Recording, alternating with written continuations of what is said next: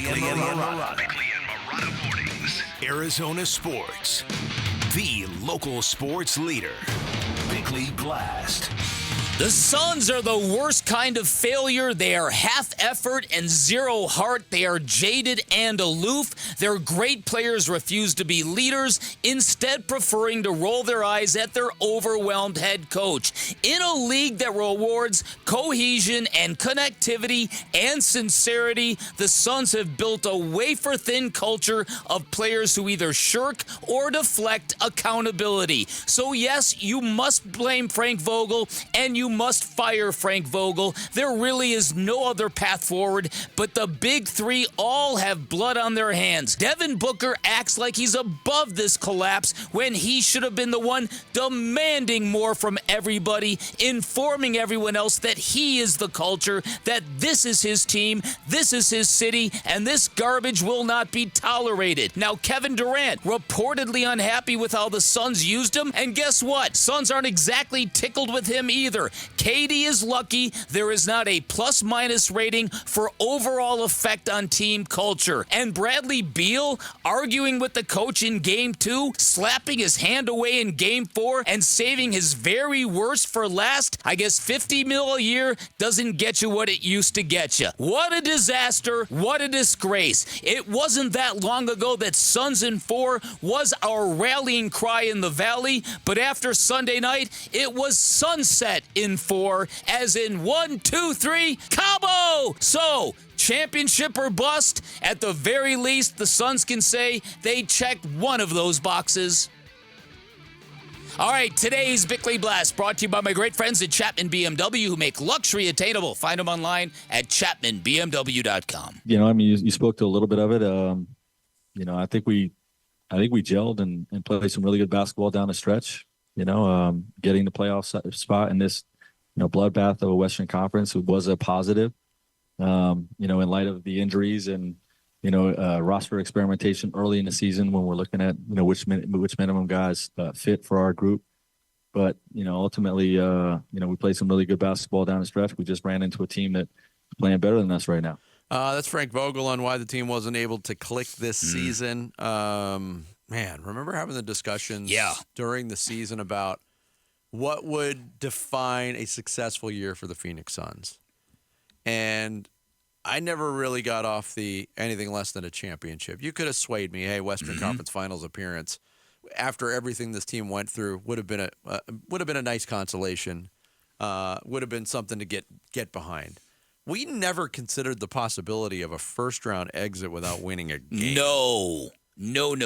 So the big three didn't even get you a single playoff victory for all of the mortgaging of the future, for the fact that they've got a 22nd overall first-round pick this year, and then they don't have another first-rounder till like 2030, and then they don't have a second-rounder from like 2025 to 2030, and they're already into the second apron. So where do they go from here? It is going to take some magic to kind of reshape this into something that even comes close to meeting what we thought it was going to meet.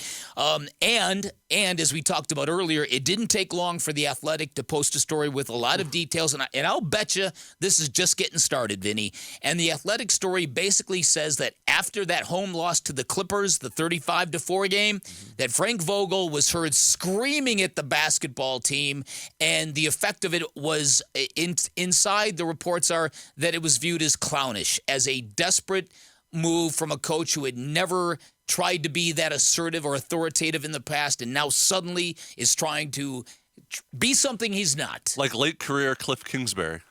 Exactly. When he all of a sudden tried to change his coaching style and nobody bought it. And no one's going to buy that either. So and again, for the room to be that jaded, and the reports are that somebody had to hold back laughing at Frank Vogel.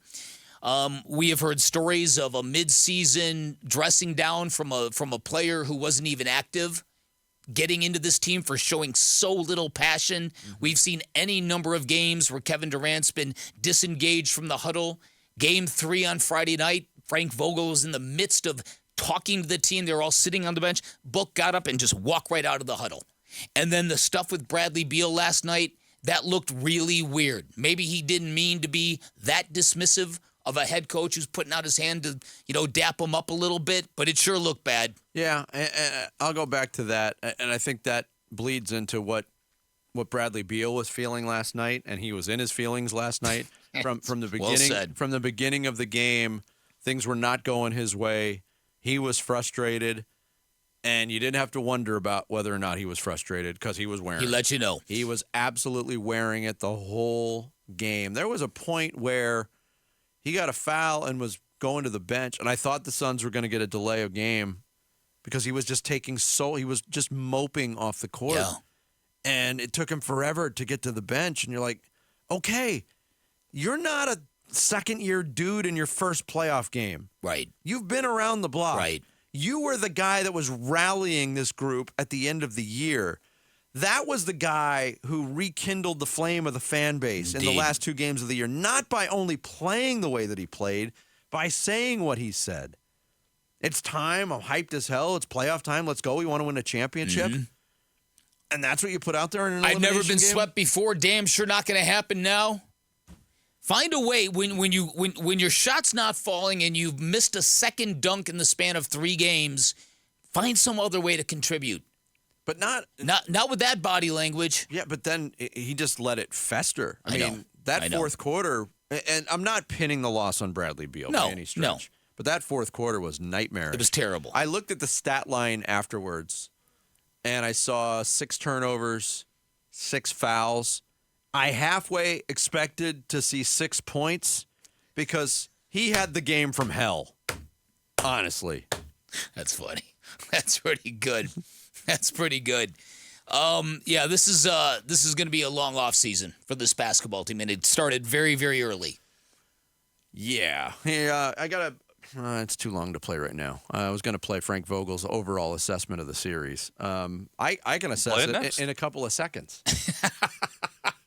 The Minnesota Timberwolves are one connected. That's what a connected, dialed-in basketball team looks like, which on the heels of those 3 losses to the Suns in the regular season, nobody expected. I said earlier, going into the playoffs, Minnesota just had some goofiness about it that I didn't think would be able to be overcome.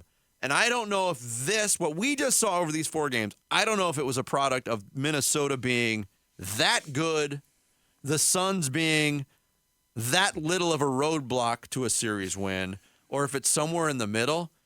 But if that team duplicates that performance in upcoming series, they could go to they could go to the finals. Jamal Murray's not healthy.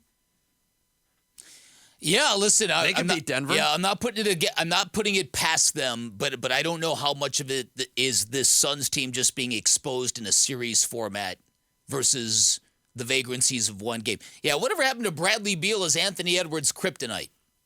I'll tell you this, I'll bet there'll be a lot of people cheering for Minnesota to beat Denver. I'm sure there will be. I don't know if I'm one of them. Thanks for watching Bickley and Marotta. Click to see the latest Bickley Blast and hit the button in the middle to subscribe to Arizona Sports.